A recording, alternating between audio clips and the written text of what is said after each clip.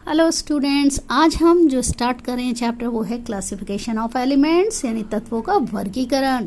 तो बच्चों, हम इसमें जो टॉपिक्स लेंगे वो कौन से होंगे कि आखिर पीरियड और ग्रुप्स में जब हम लेफ्ट से राइट या टॉप से बॉटम जाते हैं तो कौन सी प्रॉपर्टी इंक्रीज होती है, कौन सी डिक्रीज होती है, लेकिन क्यों होती है ये भी हमें पता होना चाहिए बेटा। इस पे बहुत क्वेश्चनिंग होती है, कंपटीशन में भी है, बोर्ड में भी है। तो इसमें अगर आपको बेसिक क्लियर हो जाएगा तो आगे आपको कोई परेशानी नहीं होगी।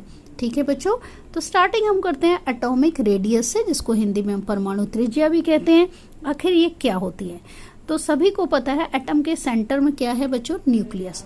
न्यूक्लियस के सेंटर से आउटर मोस्ट शेल, जिसको हम क्या कहते हैं? वैलेंस शेल, उसके बीच की जो डिस्टेंस होती है उसको हम कहते हैं एटॉमिक रेडियस या परमाणु त्रिज्या। उसको मेजर किस में करते हैं बच्चों? एंगस्ट्रॉम में।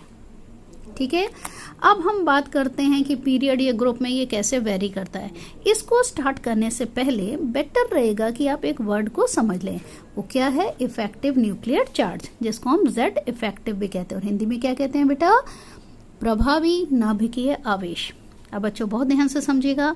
एक्चुअल में न्यूक्लियस में कौन है? प्रोटॉन और न्यूट्रॉन। और प्रोटॉन जिन पे चार्ज है पॉजिटिव, और इलेक्ट्रॉन कहाँ है बच्चों? शेल में घूम रहे हैं। अब जब इलेक्ट्रॉन जिस पे नेगेटिव चार्ज है और न्यूक्लियस जिस पे पॉजिटिव चार्ज है, तो पॉजिटिव चार्ज वाला न्यूक्लियस इलेक्ट्रॉन को अपनी ओर अट्रैक्ट करता है। ओके, वो एक फोर्स अप्लाई करता है जो हर इलेक्ट्रॉन्स पे लग रहा है। लेकिन बच्चों फोर्स तो वो बराबर लगा रहा है, लेकिन होता क्या है, जितनी जितनी डिस्टेंस न्यूक्लियस से बढ़ती जाती है शेल की, उसमें जो इलेक्ट्रॉन होते हैं उनको उतना फोर्स ऑफ अट्रैक्शन नहीं मिलता है न्यूक्लियस का, जितना न्यूक्लियस अप्लाई कर रहा है। तो ऐसा क्यों होता है बच्चों? बहुत ध्यान दीजिएगा।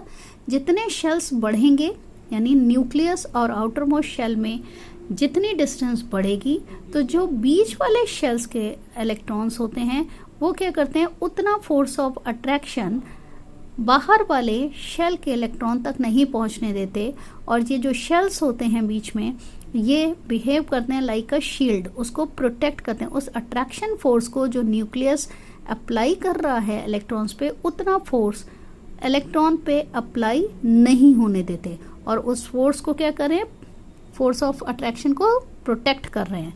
तो ये कहलाता है इफेक्टिव न्यूक्लियर चार्ज या प्रभावी नाभिकीय आवेश, जिसको प्रेजेंट करते हैं बेटा हम जेड इफेक्टिव से।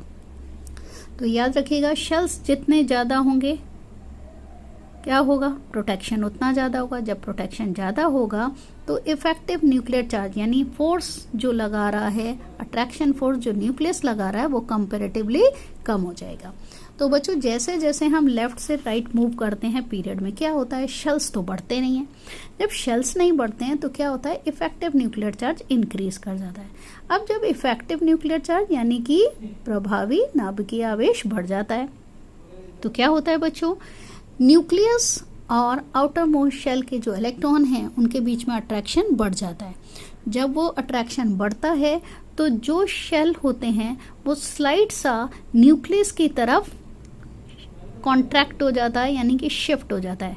तो जब वो थोड़ा सा सिकुड़ जाएगा तो क्या होगा कि डिस्टेंस न्यूक्लियस से आउटर मोस्ट शेल की पहले से कम हो जाएगी। तो हम क्या कहेंगे कि रेडियस कम हो गई या एटॉमिक साइज कम हो गया।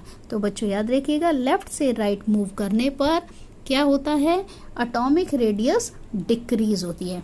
तो जैसे अगर हम यहाँ पे थर्ड पीरियड के एलिमेंट लें बच्चों, sodium, magnesium, aluminium, silicon, phosphorus, sulphur और क्लोरीन।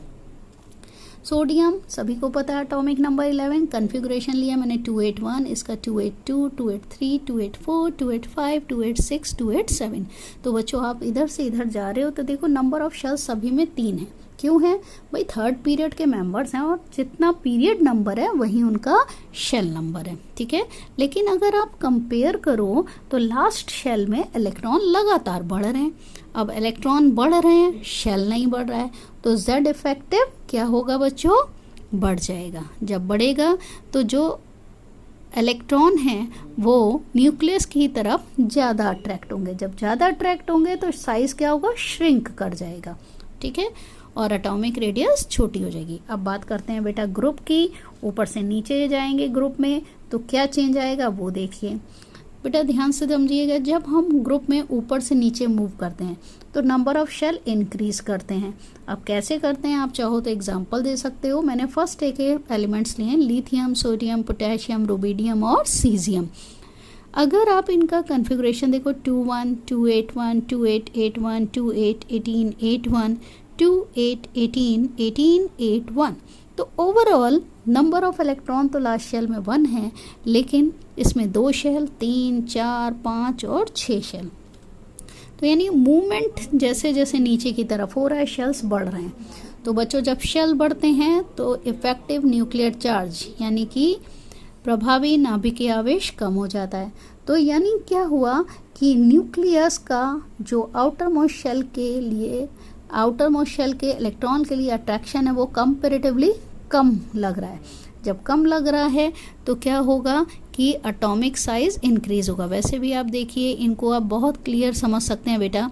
किसी एक पर्टिकुलर चीज़ से डिस्टेंस अगर आप देखें तो 2 शेल हैं, डिस्टेंस कंपैरेटिवली कम है। 3 हो जाएंगे तो डिस्टेंस ज़्यादा है, 4 हैं उससे ज़्यादा, 5 है उससे ज़्यादा, इसी तरह 6 है तो डिस्टेंस उतनी ही ज़्यादा होगी। तो ऊपर से नीचे अगर ग्रुप में मूव करते हैं पीरियोडिक टेबल में तो क्या होता है कि एटॉमिक रेडियस इंक्रीज होता है और साथ ही साथ एटॉमिक साइज भी इंक्रीज होता है। Okay student, thank you.